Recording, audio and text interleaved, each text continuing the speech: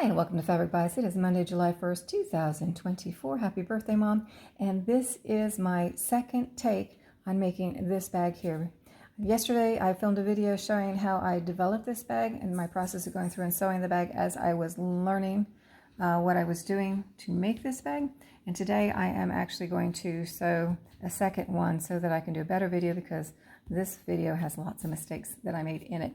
So you could see that developmental process here. So this bag came about, in case you didn't watch that other video, because my sister sent me this. She is a crafter extraordinaire. She likes to do lots of different types of crafts, and this is one of the paper crafts that she did, and she sent it to me. It was full at the time, and when I got it, I thought, wow, I wonder if I could recreate that in fabric. And so yesterday I proved to myself that I could do it, and so today now I'm going to actually do it again and hopefully not make the mistakes I made yesterday on this one. We'll see, right? And so I will link to her channel in the description. She does, like I said, lots of different crafts, and you may enjoy that, or you will enjoy that actually. But okay, so I started out, I adjusted my measurements here from yesterday, because this one I thought was a little bit too tall for what my intended purpose was for this. My actual purpose was just to learn how to do the bag, but I actually have a set of cards that I thought, okay, I'll make it for that purpose. And so it was really tall for that, so I've adjusted my height here, and I've cut out my pieces here. I needed 4 side pieces, inside and outside. Oops, sorry, inside and outside, inside and outside. I've got those matched up and ready to go. I needed a body piece, which I have already got that front to back. I put on some Pellon 808, 809, and I just scrapped it together to use up my scraps.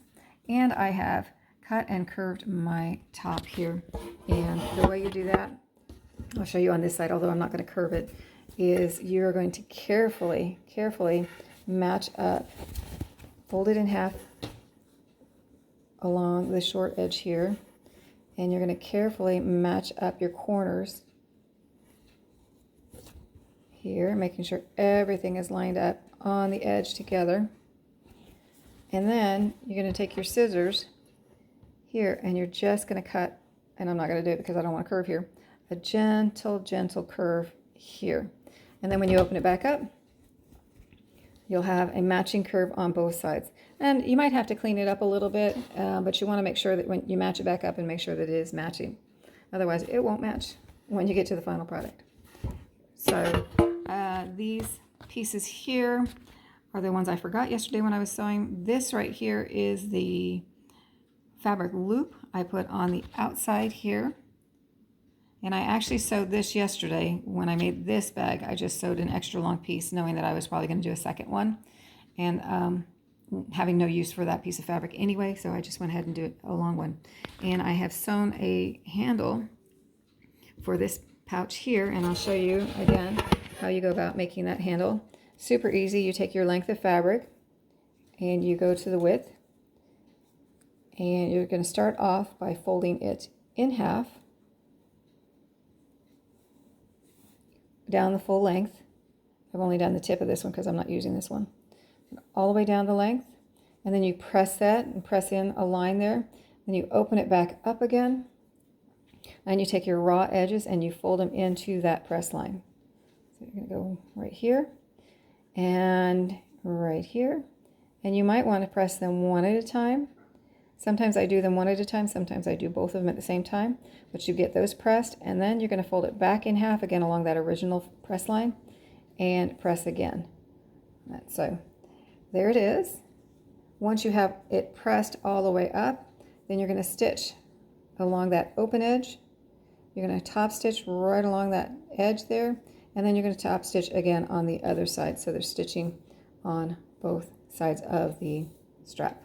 Now I'm going to start stitching, and you need to leave a turning gap in all your body and side pieces here. So I'm leaving my turning gap on my body piece at the straight short edge, and that ends up being right here. And you can see, you can't tell. Normally I wouldn't put it like in your face like that, but you really can't tell. So that's where I'm putting it. That seemed to be the easiest spot for it. You can also put it in the side someplace if you like. Just be careful that you know where your folds are going to be, so you don't have your turning gap in a fold area that you might not be stitching up on that. So starting at the bottom, I'm going to leave about, for this one, I don't have a very long length here. I usually like to leave a really big turning gap, but what's more important to me on this one is that I have a nice distance from my corner so that my corners come out really neat. So I'm going to stay at least an inch away from the corners, maybe an inch and a quarter, just because I don't have that much space here. Yeah, something about an inch and a quarter from the corners I think is about where I'm going to end up leaving my turning gap on that. And so you're going to backstitch, come to the corner, and I like to backstitch at my corners too, so I backstitch, turn, and then backstitch, but I know a lot of sewists don't do that, but it's something I like to do. But I'm going to take and start here, stitch all the way around the curve here, going slowly around my curve, and then back here, turning and coming back here about, like I said, inch and a quarter, and then back stitching here. Before I turn, I'm going to cut off my corners here at a diagonal, so take out the bulk. And then up here on the curve, I'm going to use a pair of pinking shears, and I'm going to pinking shear around this whole curve section to give that some ease in there, and so it will come out nice and hopefully sharp on the edge there, and get rid of some of that excess fabric. I'm going to do the same thing on these pieces here, except of course not pinking it because they're not curved, but just leave a little turning gap. I'm going to do it on my, as it turns out, this is going to be the sides on this one because in my change dimension the sides are actually longer, and I'm going to try to stay further away from the corners, and then I'm going to sew all the way around, leaving my turning gap, clip my corners, and then turn it inside out. So I'm going to head over to the machine right now and take care of that. So see you back in a flash. And we're on to the next step here. So all of these pieces have been sewn, corners clipped, the pinking shears around the curves have been done, and then they are turned right side out. The two side pieces I've marked along one edge here to indicate the height, so that I can make my folds in the right direction on both pieces, because they're really close in size in the height and the width. So I wanted to make sure that I didn't do one way and one the other way, or both of them the wrong way. So I've got them marked so I know which way to start folding. On the body piece, I have the markings at 2 3/4 high for the front, and then 1 3/4 for the depth, 2 3/4 for the back, 1 1/4 for the top portion, which is part of the flap, and then the rest of the flap here. In addition, you have to top stitch right here to close off that turning gap, and then you're going to also top stitch here, which is essentially the whole portion of the flap from the 1 1/4 inch mark here, this section, all the way around the flap and back over here. So you want to top stitch all of that. And I will tell you, so when I sewed, I got this beautiful curve over here and something really wonky over here. And so what I ended up doing was I took, because I want them to match, I took, once I had it right side out and I had it all pressed out and realized how bad it looked, I took this piece, laid it down on a piece of paper, and I drew the curve onto the paper, which I then cut out. And then when I turned this back inside out, I laid this piece on top of this side and drew it on with a pencil, and then I stitched over the lines that I drew so that I could get the same curve on both sides and that they would match. So that's everything for now. Now I'm going to start going, trying to get these mountain folds in. I'm going to play with that and see where they belong, get them finger pressed and then start stitching there. And I'm also going to press these lines into the body so I have them nicely marked for me when I start putting these together. All right, here we go. Okay, so here are my side pieces, and I'm going to mountain fold, and what that essentially means is you fold it back and create a mountain. There. And then I'm going to valley fold, and then I'm going to mountain fold, and I'm going to go back and forth until I can get here I'm going to want 4 mountains. And right now what I've got is just 3. So I'm going to play with it a little bit to make sure I get that right. And what's really important is to make sure they're all the same height here.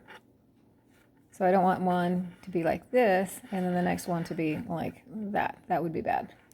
So I want 4 even mountain folds. So I'm going to play with that for a second and try to get that going.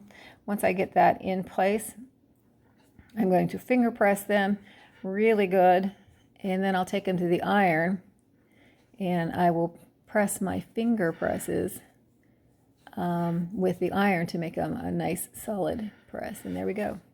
So there I go. I've got 4 equal sized mountain folds there. All right, I'm going to press that down. I'm going to do the same for this one, and then I'm going to go take them to the iron and press them really solid so I can get them stitched. On to the next step. I'll be back right back. Okay, so the folding is done and the stitching is done on these, and the key part of this one is that you are going to top stitch the center mountain folds, but not the outer mountain folds, because the stitching for the outer mountain folds will occur when you attach it to the body piece. So you don't want to stitch them ahead of time. And then also the valley folds that are in here, you're going to want to stitch those as well to hold them in place. So that's done on both of these, and we're on to the next step, which we're going to set these aside for just a second while we start to take care of the handle or the strap that goes on the back and the little fabric loop here. So be right back. So getting ready, I've got the fabric loop attached here, and I really think that I'm going to move this. I would actually think you could put this piece on before you sew the body pieces together, and then your raw edges will be between the 2 pieces of fabric, and I think that's a better call. For the exterior, for the handle here, I still think I'm going to attach it afterwards, and that's just so it stays out of the way when I'm sewing. So right now I'm going to stop. I've got the one side, all you do is lay it in, and then you sew really close to the edge here, and it extends this way. And I'm not going to sew the other side until I attach the body, the side panel on, because if I do that, this is going to get in the way, because remember, it is wrapped under here and you don't want to sew that. So at first I'm going to leave that out, extend it out and out of the way, and then I'm going to attach my side body piece here, and then when I go to do this side, I'm going to play with bringing that over and seeing what I need to do to get that attached. So that's where I'm going to be. I'll be right back. And here it is sewn on, and as you can see with the fabric loop, you can see that back tacking that's holding it in place. And so I think if you did it before, if we put it in before the body gets flipped around, then you won't see all of that attachment there. And you'll also have that reinforcement of that top stitch and possibly this top stitch if you thread that far enough back to hold that in place. This one, the stitching that holds the strap in place, is going to get covered by the strap itself, as long as it's not on there too loosely. So what I've done is I've attached my accordion side here by the very last flap of the mountain fold there. And I went 1 top stitch close to the edge, and then 1 top stitch close to the flappy part there. So now I'm going to take this side and I'm going to wrap it around here and make sure that it's even, and then wrap it under to this side, and I'm just going to tack it in place so it doesn't shift while I try to put on the other side. So I'm going to go tack that in place, and then I'm going to take the other side and do the exact same thing here, except I'm going to have to sew it from the outside here, because I have to go under the strap or I'll be sewing on top of it. So in order to do that, I'm going to actually, I could pin it in place, but I've got 2-sided sewing tape on my table, so I'm going to go ahead and put 2-sided sewing tape on there because I won't be able to see this on the other side, and I don't want it to shift. So I'm going to go ahead and tape that in place. Get this, well, first I guess I'm going to get this tacked in place, and then I'm going to tape that in place, and then I'm going to go ahead and sew that on. So I'll see you back in a flash. So there it is, there's that other side on, and it's really easy to sew that. You just have to take the strap and you can pull it all the way out of the way so that you can see where you're stitching here. And again, like I said, I used 2-sided tape to attach the sides so that it wouldn't shift on me. And then again, to do this, you can see where I ran my finger. You can run your fingernail along here and you can feel the ridge of this flap. So you know where to sew. And so I made myself a little ridge mark with my fingernail, and then I just kept my foot right along the edge here and sewed it straight down here to catch that other side. So now what's left to do is attach these sides here to the front piece here. And let me move that so I can keep the camera in it. So on this, you're going to line the top. Well, I don't know if I ever said that, but you have this press mark here and press mark here. That's the back. And so your pieces here go between that section. They lie at the bottom here, and then they go up to the top. On this one, you're going to line it up again in that section where it's creased because you've pressed it. And you're going to put the top of the mountain fold here and line the mountain, the fold of the mountain right along that body edge there, and then stitch down that. And to keep that in place, then I am going to also use the two-sided sewing tape, or you could use glue, but like I said, I have the two-sided sewing tape on my desk. Once I get this in place, I'm not double sewing the front, I'm just double sewing the back because I need to cover up my raw edges here. So I don't feel the need to do the front. I don't think it matters. It's not that it's not the same as the back, but if it bothers you, you could probably do 2 runs here if you'd like as well. The reason I'm not going to do it is because once you get this side on here and you've got it stitched in place, now you're working inside here of your bag, and that's going to be in place. And so yeah, it might get a little awkward. It wasn't too bad when I sewed the other one, but we'll see on this one since it's slightly smaller. But I am going to use, again, two-sided tape to tape that in place so it won't shift on me. And the same thing on this side. Once this is stitched in place, I'll use two-sided tape to tape this side, and I'll stitch this one up, and then we'll almost be done. So let me get to sewing. Okay, so I'm about to stitch that last side on, and I'm just going to show you real quick. There is the side. There's the top of the mountain there lined up right up there with the side of my body piece and lined up at the top here, and it is taped in place so you can't even see that it's lined up, but you can see if I go at this angle. And I'm going to clip here at the top to hold those two pieces together because I'm going to turn it inside out to sew it, and the tape is not strong enough to hold while I'm yanking all this stuff around. So I'm going to turn it inside out like that, and then I'm going to put it on my machine.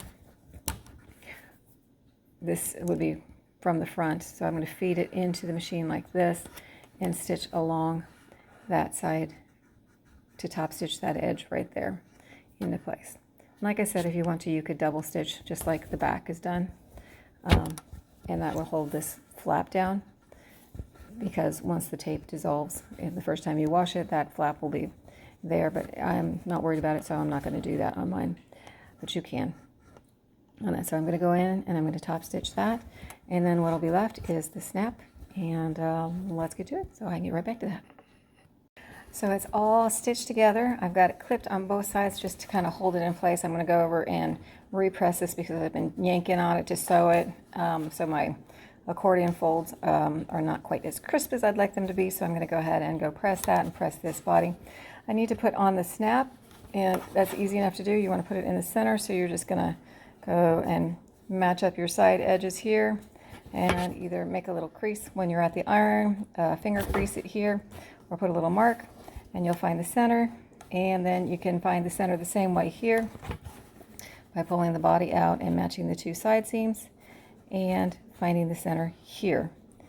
And then you can determine, I like to put my snap here and then kind of push down on it before I put the other one on, and I can see where the other snap should go as well on that, but make sure that I do have it on the center line in case I went like, you know, this and or something like that. So I'm going to go ahead and go put that snap on and do a little bit of pressing to clean it up, and we'll see what it looks like. And there it is. All done.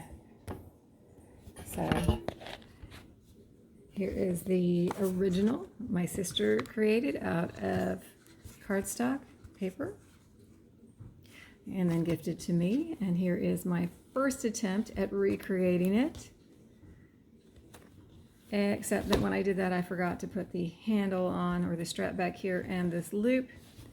And so I'm taking the cards out of that one, bringing it over here, and there is the installed loop in order. Although again, I would say put that on before, when you still have the body pieces right sides together, because you're going to have everything marked. Oh no, you won't have everything marked. Well, you can figure out where it is. It'd be fairly easy to figure out where it is by measuring, but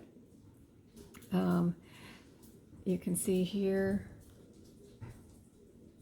that stitching, that little extra stitching there wouldn't show if you had it stitched on the inside, if you put it in place beforehand, but it's really not that much. And there's the handle.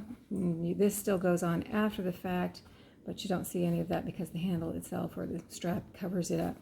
So let's see now if the cards fit, because I did adjust the height. And here's the deck. It's not a normal deck of cards, but it goes in there. Snap it closed. And perfect fit. On that, so, oh, pretty happy with that. How easy are they to get out? Well, there we go. In and out. Voila. So there it is. I hope you like it. I hope that wherever and whenever you're at, you're having a great time. And thanks for watching again.